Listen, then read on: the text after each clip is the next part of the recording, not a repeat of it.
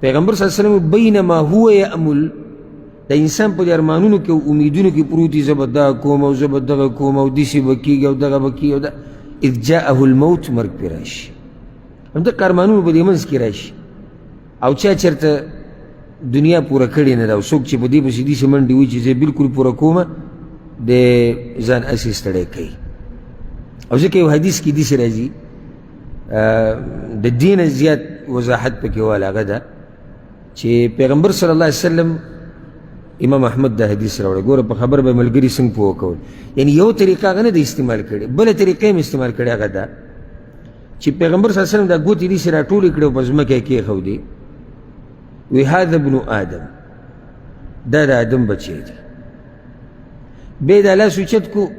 لږ شاته یې کېښودو هذا اجله دا د مرګ دی آدم بچی کوم ځای کې دی مخکې دی که شاته دی مخکې شاته څه شی دی مرګ دی بیا یې دا لاس داسې مخکې ویوړو وثم امله او دلته ارمانونه دي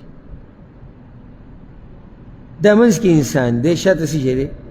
مرګ هغه ارمانونه دي څه ناشنا طریقې سره پیغمبر صلی الله علیه وسلم په دې خبره باندې دا ملګري پوه کوي او هوښیار انسان د پیغمبر صلی الله علیه وسلم دا خبره ولې دومره واضح کوي تا ته دا وایي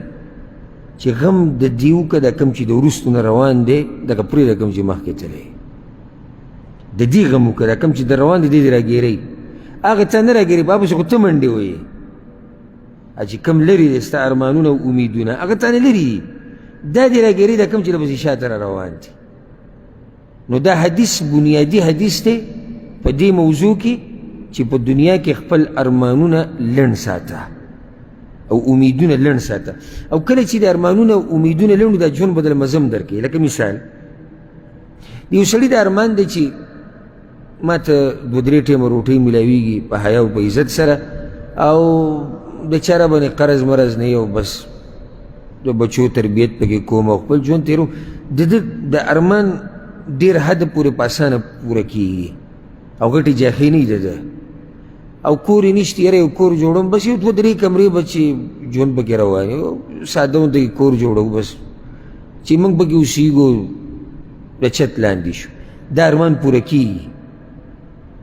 چې اوس ته دومره لرې تللی چې زما بچي او نوسي او کړوسي او دا خو صحیح ده چې ما 18 کمرې کور جوړ کړو خو چې دا د هلکان ودونه وکړي او بیا د دوی بچي وشي او بیا د هغوی ودونه وشي نو بیا به دوی چېرته دا ته ډېر لرې تللی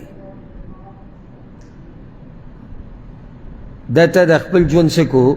ګران کو دومره لرې لاړې دومره لرې که دا خبره دې مختصر کړې قصه به ختمه شي خو تا خبره دومره ګرانه کړه